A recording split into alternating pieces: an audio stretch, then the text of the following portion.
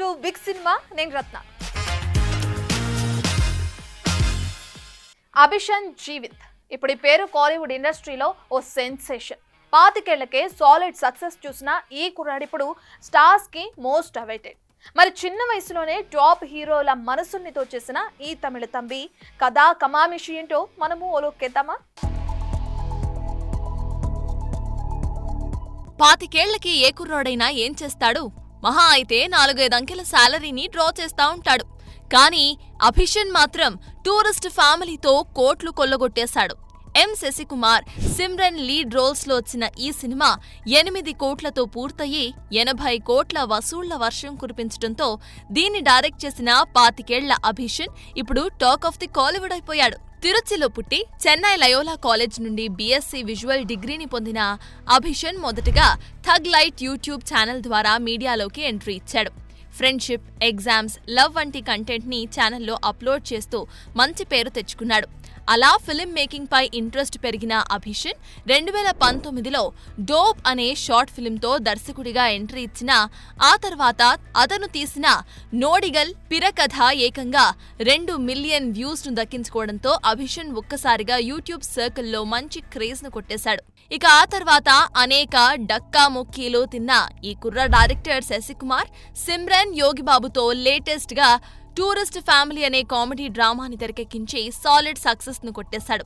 శ్రీలంక నుంచి వచ్చి చెన్నైలో బతుకీడ్చుకుంటున్న ఫ్యామిలీకి ఎదురయ్యే కష్టాలు, బాంబ్ బ్లాస్ట్ జరగటం, ఆ దాడితో ఈ ఫ్యామిలీకి లింక్ ఉందని పోలీసులు లేనిపోని సమస్యలు సృష్టించడం, వాటి నుంచి ఆ అమాయకపు ఫ్యామిలీ ఎలా బయటపడింది అనేది ఎంటర్టైనింగ్ అండ్ ఎమోషనల్ గా తెరకెక్కించి మంచి హిట్ ను కొట్టేశాడు.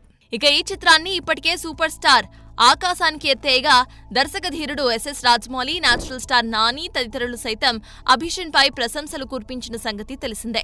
మొత్తానికి భారీ బడ్జెట్, స్టార్ కాస్ట్ వంటివేమీ లేకపోయినా కథలో మ్యాటర్ ఉంటే చాలని నిరూపించాడు అభిషన్. చూడాలి మరి ఈ తమిళ తంబి ఫ్యూచర్ లో ఇంకెన్ని సంచలనాలు క్రియేట్ చేస్తాడో. ఒకప్పుడు సినిమాలు రిలీజ్ అవుతున్నాయంటే ప్రమోషన్స్ పీక్స్ లో సాగేవి. పబ్లిసిటీతో మీడియాని హోరెత్తించేవారు ఫిల్మ్ మేకర్స్. కానీ ఆడియన్స్ థియేటర్ కి రారని ఫిక్స్ అయ్యారో లేక ఆగమేఘాల మీద సినిమాలని వదిలే క్రమంలో టైం దొరకట్లేదో తెలియదు, కానీ ఆడియన్స్ రిలీజ్ డేట్స్ ఎప్పుడా అని వెతుక్కోవాల్సిన పరిస్థితి. ఈ క్రమంలోనే రేపొచ్చే ఈ 3 సినిమాల బస్ కూడా అంతంత మాత్రమే ఉందంటూ చెవులు కొనుక్కుంటున్నారట సోషల్ మీడియా వారియర్స్. బస్ సినిమా రిలీజ్ అవుతుందంటే చాలు సినిమాపై బస్ పెంచేందుకు తెగ ట్రై చేస్తూ ఉంటారు మూవీ మేకర్స్. అయితే గత కొంతకాలంగా ఆడియన్స్ దగ్గరికి సినిమాలని చేర్చడంలో మేకర్స్ ఫెయిల్ అవుతున్నారన్న వార్త వినిపిస్తోంది. మొన్న పొంగల్ బరిలో దిగి సక్సెస్ చూసిన సంక్రాంతికి వస్తున్నాం సినిమా తప్పిస్తే మరో సినిమా సాలిడ్ ప్రమోషన్స్ చేసిందే లేదు. అయితే గ్రాండ్ గా ప్రీ రిలీజ్, కుదిరితే మరో 2 ఇంటర్వ్యూలు, వీటితో మమా అనిపిస్తూ ప్రమోషన్స్ కి బాయ్ బాయ్ చెప్పేస్తున్నారు మన ఫిల్మ్ మేకర్స్. ఇక ఈ క్రమంలోనే రేపు థియేటర్స్లలో రాబోతున్న కుబేరా, 8 వసంతాలు, సితారే జమీన్ పర్ సినిమాల పరిస్థితి కూడా అలానే కనిపిస్తోంది. పెద్ద కాస్టింగ్ ఉన్న కుబేరా, సితారే జమీన్ పర్ వంటి సినిమాలు వస్తున్నాయంటే బుక్ మై షో షేక్ అయిపోవాలి, థియేటర్స్ అన్నీ బ్లాక్ అయిపోవాలి. కానీ రేపు రిలీజ్ పెట్టుకొని కూడా ఇంకా సీట్లన్నీ ఖాళీగా దర్శనమిస్తున్నాయంటే మేకర్స్ ప్రమోషన్స్ ఎంత పూర్ గా ఉందో అర్థమవుతుంది. గత కొన్ని నెలలుగా బాక్సాఫీస్ వద్ద సరైన సందడే లేదు.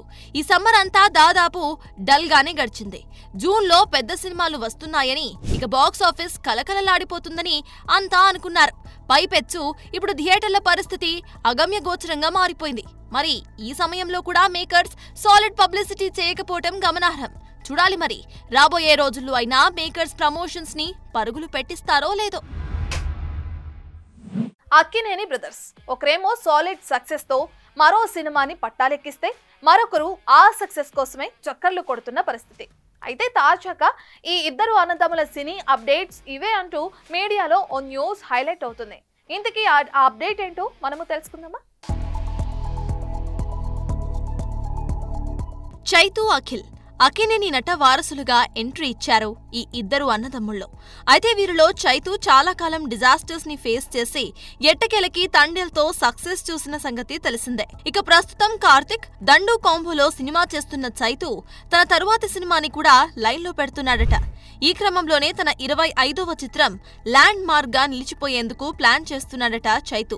ఇందుకోసం తనకి మజిలీ లాంటి మెమరబుల్ మూవీని ఇచ్చిన శివ నిర్వాణ దర్శకత్వంలో మరో సినిమాకి గ్రీన్ సిగ్నల్ ఇచ్చినట్టు సమాచారం.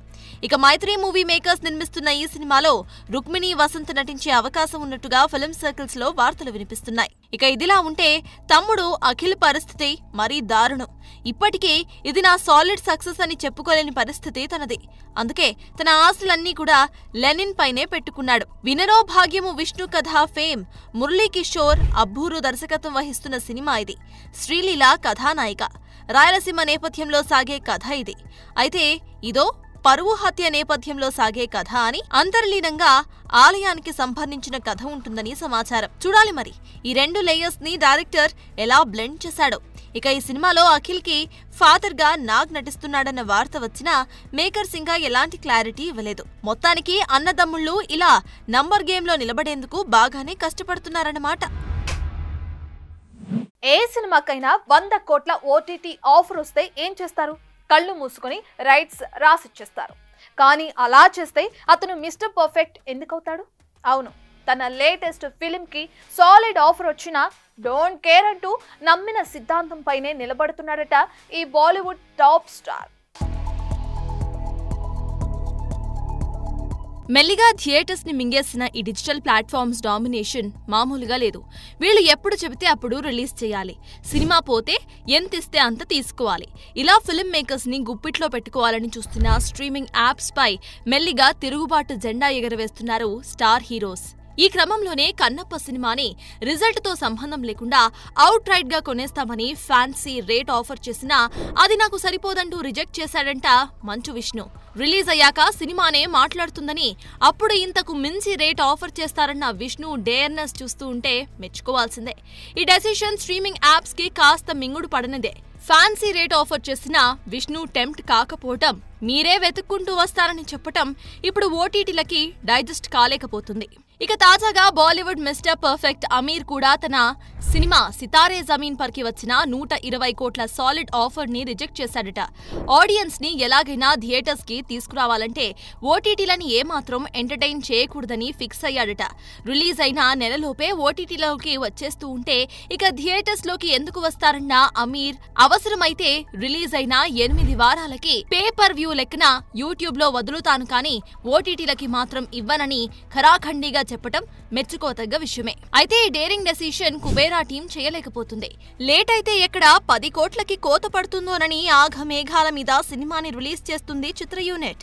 చూడాలి మరి ఫ్యూచర్ లో ఇలా ఓటీటీలకి వ్యతిరేకంగా ఇంకెంతమంది వాయిస్ రైజ్ చేస్తారు. కథ ఒక సినిమా సక్సెస్ కావటంలో ఇదే డిసైడింగ్ ఫ్యాక్టర్. అలాంటి కథ విషయంలో మేకర్స్ కూడా చాలా కేర్ తీసుకుంటారు. అయితే లేటెస్ట్ గా టాలీవుడ్ లో వస్తున్న 2 భారీ బడ్జెట్ సినిమాల కథలు ఇవే అంటూ సోషల్ మీడియాలో 2 స్టోరీలు గట్టిగానే చక్కర్లు కొడుతున్నాయి. మరి ఆ సినిమాలేంటో, వాటి స్టోరీ సంగతులేంటో మనము ఒకసారి చూసిద్దాం.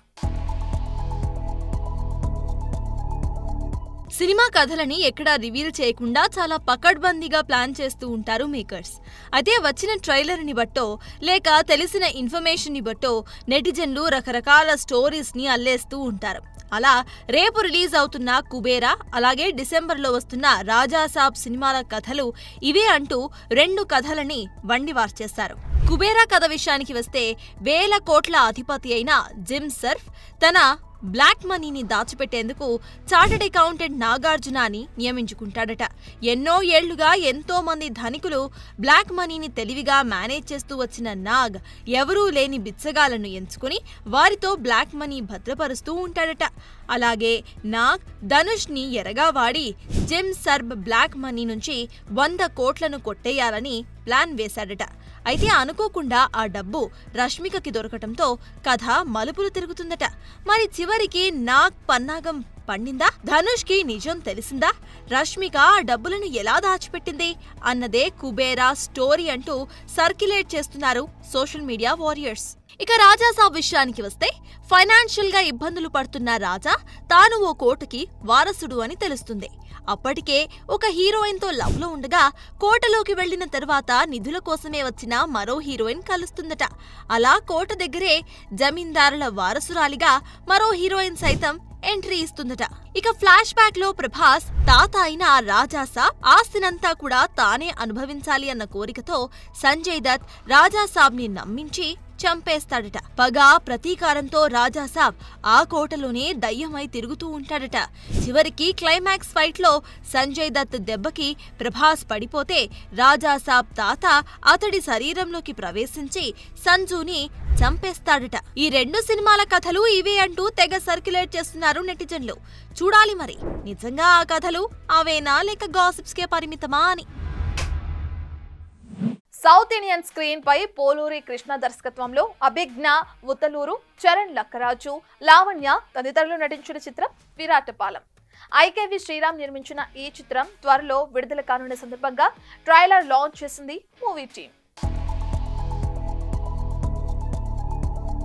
ఎక్కడి నుంచి స్టార్ట్ పెట్టాలో తెలియదు, కానీ ఈ ట్రైలర్ చూశాక ఒక ఫీలింగ్ అయితే డెఫినెట్లీ కలిగింది. ఏంటిదంటే మంచి కథ రాయడం ఎంత ఇంపార్టెంట్, దాన్ని అంతే ఎగ్జిక్యూట్ చేయడం కూడా important. So thank you Divya for writing such a beautiful script where correct amount of ideation and correct balance of లేదు ఇది topic of the hour, female male ఏం లేకుండా ఒక మూఢనమ్మకాన్ని డ్రివెన్ ఉన్న విలేజ్ని పీసీ మీనా అనే ఒక కానిస్టేబుల్ వచ్చి ఫైట్ చేయడం అనేది సచ్ అ ఇంట్రెస్టింగ్ టాపిక్. అంటే నేను ఎప్పుడు కథ ఎవరైనా చెప్తే ఏంటంటే అది మనల్ని హాంట్ చేయాలి బేసిక్గా. అంటే కథ గురించి మనం ఆలోచించాలి, ఈ సీన్ అలా ఉంది, ఆ సీన్ అలా హాంట్ చేస్తే డెఫినెట్గా సక్సెస్ అని నేను నమ్ముతాను. ఫస్ట్ టైం దివ్య గారు వచ్చి నాకు, అంటే యాక్చువల్గా దివ్య గారు నాకు చెప్పలేదు ఫస్ట్, అది ఎక్కడెక్కడో తిరిగి ఆ తర్వాత జీకి వచ్చి జీలో చెప్పి, సో జీలో చెప్పిన తర్వాత ప్రొడ్యూసర్ ఎవరు అని అనగానే శ్రీరామ్ గారికి ఇద్దాం అని అను మేడం అంటే ఇమీడియట్గా ఆవిడ ఓకే అండి, శ్రీరామ్ గారితో నేను రెక్కి వర్క్ చేశాను కాబట్టి ఓకే ఐఎమ్ హ్యాపీ అని చెప్పి ఆవిడ నా దగ్గరకు వచ్చి నాకు కథ చెప్పంగానే నేను ఎంత హాంట్ చేసిందంటే కదా భలే ఉంది కాంటెంట్, ఇలాంటి కాంటెంట్ చేస్తే డెఫినెట్గా సక్సెస్ అవుతుంది అని చెప్పి ఇమీడియట్గా ఫస్ట్ డేనే నేను ఆవిడ చెప్పగానే చాలా బాగుంది దివి గారు. Recce is my one of my favourite web series. చాలా చాలా ఇంట్రెస్టింగ్గా ఉంటుంది. అండ్ ఆ డైరెక్టర్ ఈ సిరీస్ డైరెక్టర్ చేస్తే నాకు ఇప్పుడే తెలిసింది ఇక్కడ వచ్చిన తర్వాత. సో ట్రైలర్ చాలా బాగుంది, ఎంచుకున్న కాన్సెప్ట్ చాలా బాగుంది. నాకు మెయిన్గా ప్రిమైజ్ చాలా బాగా నచ్చింది. ఆ ఊరు, ఆ వాతావరణం, ఆ విలేజ్. అండ్ అభిజ్ఞ, చరణ్ యాజ్ యాక్టర్స్గా నేను చూస్తున్నప్పుడు స్క్రీన్లో వాళ్ళు, అభిజ్ఞ నాకు పరిచయం అంత ఎక్కువ పరిచయం లేదు, కాకపోతే ఆవిడ క్లోజ్ ఫ్రెండ్ జాక్స్ అని ఉంటారు. సో వీళ్ళు ఇంటర్నెట్లో ఫుల్ హంగామా చేస్తుంటారు అనమాట. సో వాళ్ళని ఫాలో అవుతుంటాను నేను. కృష్ణ గారు లాంటి డైరెక్టర్తో పనిచేయడం నా అదృష్టం. ఆయనంత సీనియర్ మోస్ట్ టెక్నీషియన్, అంత క్లారిటీ ఉన్న డైరెక్టర్ నేను ఎక్కడ చూడలేదు. ఎంత పెద్ద సీన్ అయినా సరే ఒక్క నిమిషం అలా చూసి 2 నిమిషాల్లో ఆయన మైండ్లో ఎడిటింగ్ కూడా అయిపోతుంది. ఈ షాట్ ఇలా తీయాలి, ఈ షాట్ ఇలా తీయాలి, ఈ షాట్ 2 నిమిషాలు కంపోజ్ చేస్తారు, మొత్తం క్లియర్ కట్గా తీసేస్తారు. అంత క్లారిటీతో అంత బాగా వర్క్ చేసిన డైరెక్టర్ నేను ఎప్పుడు చూడలేదు. Thank you so much sir. నాలాంటి కొత్త కుర్రోడిని ఏ సీనియర్ డైరెక్టర్ అయినా సెట్లో అరిచేసినా లేక సరిగ్గా డీల్ చేయకపోయినా నేను డీలా పడిపోయేవాడిని, ఆర్ నా స్పిరిట్ తగ్గిపోయేది. బట్ ఒక్క రోజు కూడా అరవకుండా నన్ను చాలా పేషెంట్గా, చాలా ఓపిక్గా, చాలా బాగా హ్యాండిల్ చేసినందుకు thank you so much sir. ఇవి ఇవాల్టి movie updates. Keep watching big TV.